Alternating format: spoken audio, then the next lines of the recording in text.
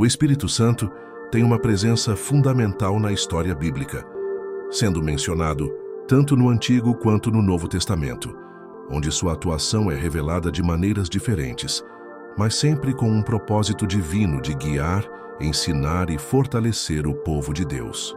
No Antigo Testamento, o Espírito Santo não é chamado diretamente de Espírito Santo, mas sim de Espírito de Deus, Espírito do Senhor, ou Espírito Santo de Israel.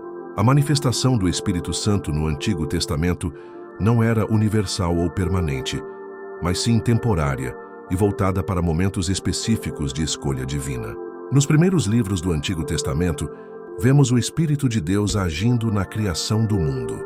Em Gênesis, o Espírito de Deus pairava sobre as águas, antes que a ordem e a vida começassem a tomar forma no universo. Ele foi responsável por dar vida à criação. Esse movimento do Espírito era um sinal do poder de Deus em ação, preparando o mundo para os atos subsequentes da criação. O Espírito de Deus também é descrito como aquele que inspirava os profetas e líderes de Israel. Moisés, por exemplo, recebeu o Espírito para conduzir os israelitas na saída do Egito e em sua jornada pelo deserto. Em muitos momentos, o Espírito do Senhor desceu sobre homens escolhidos para cumprir uma missão divina. O profeta Isaías, em particular, fala do Espírito que viria sobre o Messias, aquele que traria salvação e justiça para o povo de Israel.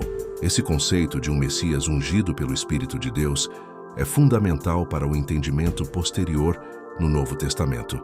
Ao longo do Antigo Testamento, vemos também que o Espírito de Deus dava habilidades especiais a pessoas como Bezalel, que foi dotado do Espírito para realizar a obra de construção do tabernáculo. O Espírito também foi dado a certos juízes de Israel, como Gideão e Sansão, que receberam poder para libertar o povo de opressores. O Espírito de Deus era, portanto, uma força ativa e capacitadora, mas não residia permanentemente nas pessoas. Além disso, o Espírito foi um agente de santificação e consolo. Em momentos de crise, como durante o exílio na Babilônia, os profetas falaram de um Espírito que restauraria o povo e os traria de volta à terra prometida. Esse Espírito seria uma fonte de renovação, tanto espiritual quanto física, para aqueles que estavam em cativeiro. À medida que o Antigo Testamento se aproxima de seu fim, a expectativa por uma ação mais profunda do Espírito Santo cresce. No livro de Ezequiel, há uma profecia sobre a renovação espiritual de Israel, onde Deus promete dar um novo coração e um novo espírito ao seu povo. Essa promessa é vista como uma preparação para a vinda de um novo tempo, no qual o Espírito de Deus habitaria no coração dos crentes, não mais de forma temporária, mas de maneira permanente. No Novo Testamento, a presença do Espírito Santo se torna mais explícita e central, com uma ênfase em sua ação contínua no mundo e na vida dos crentes. O Novo Testamento começa com a revelação de que o Espírito Santo esteve presente na concepção de Jesus. O anjo Gabriel anunciou a Maria que ela conceberia o Filho de Deus por meio do Espírito Santo, marcando o início de uma nova era para a humanidade.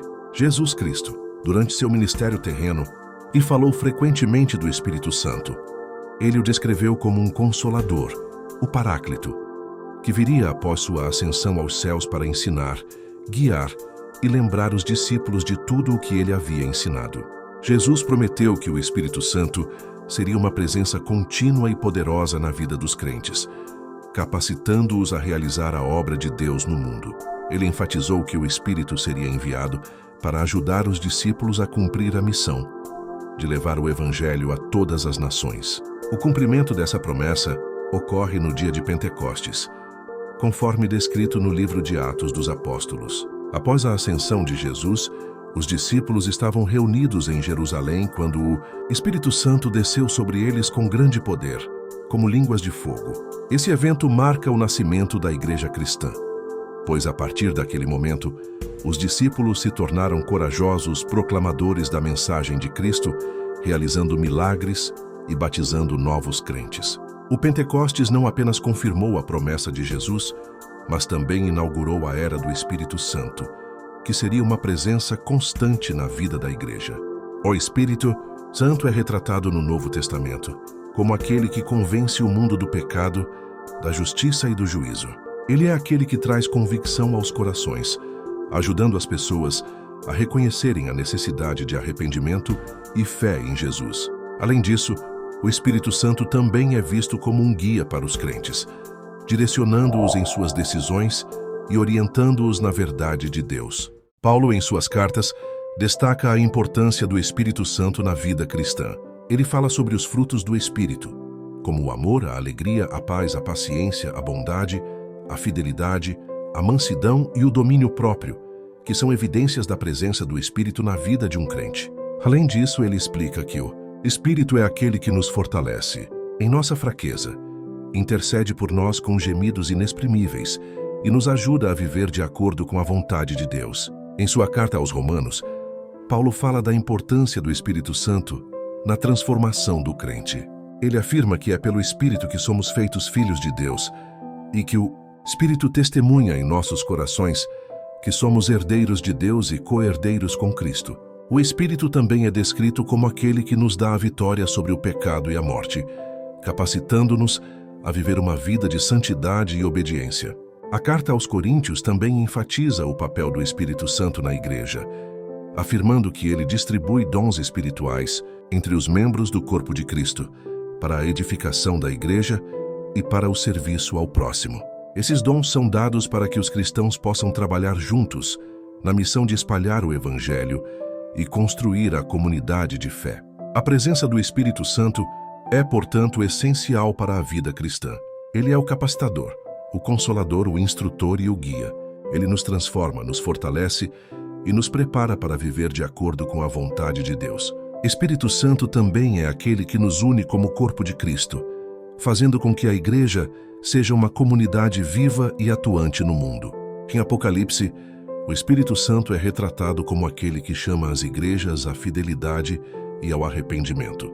Ele está presente em todos os momentos da vida da igreja, conduzindo os crentes em sua caminhada até a consumação final, quando Deus fará novas todas as coisas. O Espírito Santo, portanto, não é apenas um consolador ou guia temporário, mas uma presença eterna que estará com os crentes até o fim dos tempos, quando todos os redimidos se reunirão com Deus em um novo céu e uma nova terra. Em resumo, o Espírito Santo desempenha um papel central em toda a narrativa bíblica, desde o Antigo Testamento, onde ele atua de maneira temporária e seletiva, até o Novo Testamento, onde ele se torna uma presença constante e transformadora na vida dos crentes. Só o Espírito Santo é aquele que nos capacita a viver segundo a vontade de Deus, nos ensina, nos guia, nos consola e nos fortalece. Ele é a presença de Deus em nossas vidas, guiando-nos na verdade, no amor e na santidade. O Espírito Santo, como já vimos, não é apenas uma força impessoal ou uma ideia abstrata, mas a terceira pessoa da Trindade, plenamente divina, que participa ativamente da obra redentora de Deus. Sua atuação no Novo Testamento é profundamente relacionada ao cumprimento das promessas feitas por Deus ao longo da história, especialmente à luz da vinda de Jesus Cristo. O Espírito, como parte do plano divino, desempenha um papel crucial na continuidade da missão de Deus, após a ascensão de Jesus. Ele não substitui Jesus, mas o representa e dá continuidade à sua obra no mundo.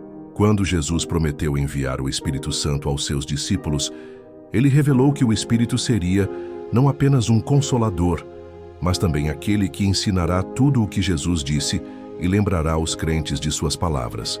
João 14:26. Isso implica que o Espírito Santo não apenas habita no coração dos crentes, mas também tem a função de preservar e transmitir a verdade divina, garantindo que a mensagem do Evangelho seja fielmente entendida e praticada pelos seguidores de Cristo. Um aspecto importante do Espírito Santo é a sua relação com a santificação dos crentes. A santificação, ou seja, o processo de se tornar mais parecido com Cristo, é um dos principais ministérios do Espírito. Ele não só nos dá poder para viver uma vida que agrada a Deus, mas também nos transforma interiormente. Como Paulo escreve em Gálatas 5:22-23, os frutos do Espírito são evidências claras dessa transformação. Amor, alegria, paz, paciência, benignidade, bondade, fidelidade, mansidão e domínio próprio. Estes frutos são sinais de uma vida vivida sob a influência e direção do Espírito Santo e servem como testemunho do caráter de Cristo sendo formado em nós. Além disso, o Espírito Santo também nos capacita a viver em obediência à vontade de Deus, ajudando-nos a superar as tentações e a viver em santidade. Em Romanos 8,13, Paulo explica que ao viver pelo Espírito, os crentes podem vencer a carne e suas inclinações pecaminosas. O Espírito Santo nos dá a força necessária para morrer para o pecado e viver para a justiça, sendo o agente ativo que nos mantém firmes na fé, mesmo diante das adversidades. O Espírito não só trabalha individualmente, mas também coletivamente na igreja. No livro de Atos, vemos como o Espírito Santo unge a comunidade cristã para a missão de evangelizar o mundo. Ele distribui dons espirituais para cada crente, como uma forma de equipá-los para servir ao corpo de Cristo. Os dons espirituais mencionados por Paulo em 1 Coríntios 12 incluem sabedoria, conhecimento, fé, cura, milagres, profecia, discernimento, línguas, interpretação de línguas e ensino. Esses dons são dados para a edificação da igreja e para o avanço do reino de Deus na terra.